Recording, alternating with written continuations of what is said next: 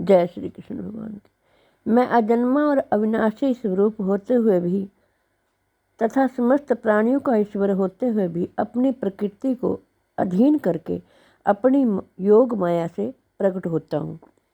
यदा यदा ही धर्मस्य ग्लानिर्भवति भारत अयोध्या नाम धर्मस्य तदात्मानं सृजाम्यहम्।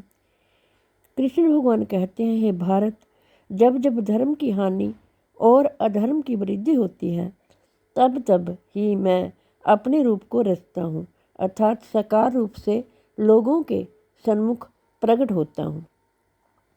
परित्राणाय साधूनां विनाशाय च दुष्कृतां धर्म संस्थापनार्थाय संभवामि युगे युगे। साधु पुरुषों का उद्धार करने के लिए, पाप कर्म करने वालों का विनाश करने के लिए और धर्म को अच्छी तरह से स्थापना करने के लिए मैं युग युग में प्रकट हुआ करता हूँ। हे अर्जुन, मेरे जन्म और कर्म दिव्य अर्थात निर्मल और अलौकिक होते हैं।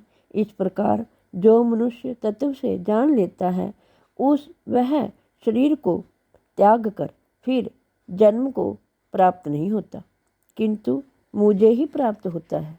जय हो श्री कृष्ण भगवान की।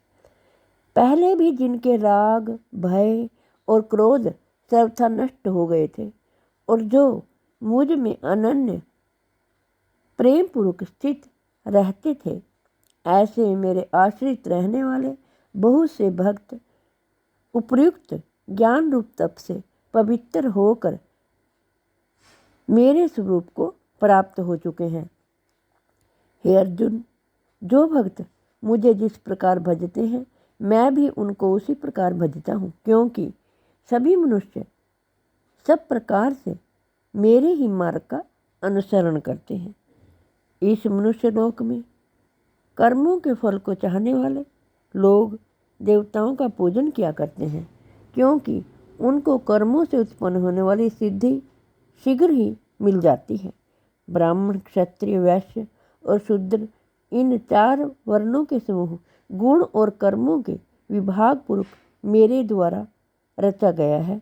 इस प्रकार उस सृष्टि रचना आदि कर्म का कर्ता होने पर भी मुझ अविनाशी परमेश्वर को तो वास्तव में अकर्ता ही जान।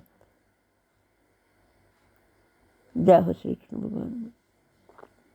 कर्मों के फल में मेरी स्पृहा नहीं है, इसलिए मुझे कर्म लिप्त नहीं करते। इस प्रकार जो मुझे तत्व से जान लेता है वह भी कर्मों से नहीं बनता।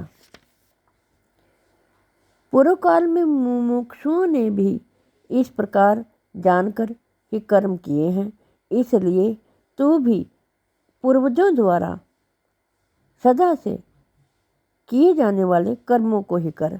कर्म क्या है और अकर्म क्या है, उस प्रकार इसका निर्णय करने में बुद्धिमान पुरुष भी मोहित हो जाते हैं। जय हो श्री कृष्ण भगवान।